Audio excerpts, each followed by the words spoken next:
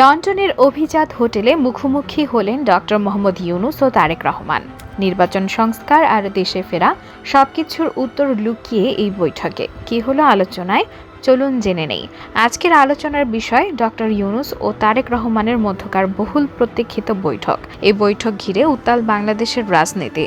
আসুন বিস্তারিত জানি কি ছিল আলোচনার কেন্দ্রবিন্দু আর কি হতে পারে ভবিষ্যতের সিদ্ধান্ত। আজ শুক্রবার লন্ডনের স্থানীয় সময় সকাল ৯টা স্থলনন্দনের অভিজাত পার্ক লেন হোটেল ডরচেস্টারে বৈঠকে বসেন অন্তর্বর্তী সরকারের প্রধান উপদেষ্টা ডক্টর মোহাম্মদ ইউনূস এবং বিএনপির ভারপ্রাপ্ত চেয়ারম্যান তারেক রহমান।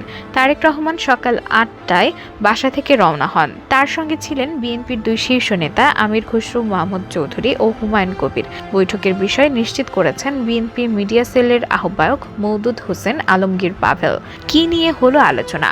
সরকার ও বিএনপি উভয় পক্ষের ঘনিষ্ঠ সূত্রে জানা গেছে, বৈঠকে জাতীয় নির্বাচনকে ঘিরে গৃহীত বিভিন্ন পদক্ষেপ, নির্বাচনকালীন সরকারের নিরপেক্ষতা এবং নির্বাচন প্রক্রিয়ার রোড ম্যাপ নিয়ে আলোচনা হবে।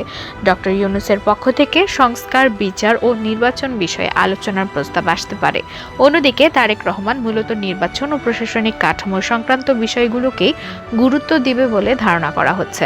তবে এখনো কোনো পক্ষ প্রকাশ্যে আলোচনার বিষয়বস্তু নিশ্চিত করেননি। বিএনপির যুক্তরাজ্য শাখার একটি সূত্র জানায়, এ বৈঠকের প্রস্তুতি হিসেবে গত বুধবার ডক্টর ইউনূসের সফর সঙ্গীদের সঙ্গে তারেক রহমানের প্রতিনিধিদের অনানুষ্ঠানিক আলোচনা হয়েছে।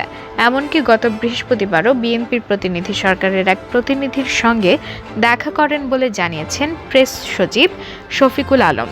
এদিকে প্রাথমিক আলোচনায় জাতীয় নির্বাচনের সময় এগিয়ে আনার প্রস্তাব, বিচারিক স্বচ্ছতা, সংস্কার প্রক্রিয়া এবং জুলাই ঘোষণাপত্র নিয়ে আলোচনা হয়েছে। দ্বিপক্ষীয় আলোচনা থেকে স্পষ্ট, বিএনপি ও সরকারের মধ্যে বিদ্যমান মতপার্থক্য দূর করার চেষ্টা চলছে। ৪ দিনের সফরে বর্তমানে লন্ডনে অবস্থান করছেন ডক্টর ইউনূস। অপরদিকে ২০০৮ সাল থেকে পরিবারসহ লন্ডনে আছেন তারেক রহমান। সেখান থেকেই তিনি বিএনপির কার্যক্রম পরিচালনা করছেন। উভয় পক্ষের সম্মতি গত সোমবার এই গুরুত্বপূর্ণ বৈঠকে বিষয়টি গণমাধ্যমে জানানো হয়। এই বৈঠককে ঘিরে দেশের রাজনৈতিক অঙ্গনে ব্যাপক আগ্রহ তৈরি হয়েছে। বিএনপি মহাসচিব মির্জা ফখরুল ইসলাম আলমগীর একে টার্নিং পয়েন্ট হিসেবে আখ্যায়িত করেছেন। ফলে দেশের মানুষ এখন দৃষ্টি রেখেছে লন্ডনের দিকে। বিএনপির স্থায়ী কমিটির সদস্য সালাউদ্দিন আহমেদ জানিয়েছেন, এই বৈঠক যেহেতু উচ্চ পর্যায়ের, সেখানে নির্বাচনের সময় নির্ধারণ সহ সব গুরুত্বপূর্ণ ইস্যু আলোচনায় আসবে। বিশেষ করে প্রশাসনে এখনও যারা আগের স্বৈরাচারী সরকারের ঘনিষ্ঠ হিসেবে রয়েছেন তাদের বিষয়ে আলোচনা হতে পারে। আইনের শাসন ও বিচার ব্যবস্থার স্বচ্ছতা নিয়েও গুরুত্ব দেওয়া হবে। সংস্কারের সম্ভাবনাও উড়িয়ে দেওয়া যাচ্ছে না। সালাউদ্দিন আহমেদ বলেন, আমরা আশা করি এই বৈঠক জাতীয় ঐকমত্যের একটি কার্যকর দিক নির্দেশনা দেবে।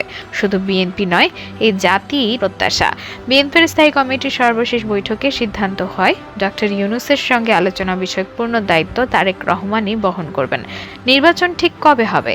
ঈদের আগে অন্তর্বর্তী সরকার আগামী বছরের এপ্রিলের প্রথম ভাগে জাতীয় নির্বাচন আয়োজনের যে সময়সীমা ঘোষণা করেছে, সেটিকে যথাযথ মনে করছে না বিএনপি। আমি আজ দেশবাসীর কাছে ঘোষণা করছি যে আগামী জাতীয় নির্বাচন ২০২৬ সালের এপ্রিলের প্রথমার্ধের যে কোনো একটি দিনে অনুষ্ঠিত হবে। দলটির অভিমত, নির্বাচন আয়োজনের সবচেয়ে উপযুক্ত সময় হবে চলতি বছরের ডিসেম্বরে। তবে জানুয়ারি বা ফেব্রুয়ারিতেও নির্বাচন হলে রোজার আগে সম্পন্ন করা সম্ভব হবে বলেও তারা মনে করে। বর্তমান প্রেক্ষাপটে বিএনপি নেতাকর্মীরা তারেক রহমানের দেশে ফেরার আশায় রয়েছেন। তার আইনজীবীরা জানিয়েছেন, তিনি সব মামলার নির্দোষ প্রমাণিত হয়েছেন। এমনকি স্বরাষ্ট্র উপদেষ্টা লেফটেন্যান্ট জেনারেল অবসরপ্রাপ্ত জাহাঙ্গীর আলম চৌধুরীও জানিয়েছেন, তার দেশে ফিরতে কোনো বাধা নেই। বিএনপির জ্যেষ্ঠ যুগ্ম সম্পাদক পারভেজ মল্লিক বলেন, লন্ডনে বসবাসরত বাংলাদেশিদের মধ্যেও এই বৈঠক নিয়ে ব্যাপক আগ্রহ রয়েছে। আজ সকাল 7:30 থেকে হোটেল ডরচেস্টারের সামনে বিএনপি নেতাকর্মীরা উপস্থিত হতে শুরু করেছেন। এখন প্রশ্ন হচ্ছে, এই বৈঠক নিয়ে কি পারবে দেশের রাজনীতিতে নতুন পথ দেখাতে? নির্বাচন এগিয়ে আসছে, উত্তেজনা বাড়ছে। সামনে কি হয় সেদিকেই তাকিয়ে আছে পুরো জাতি।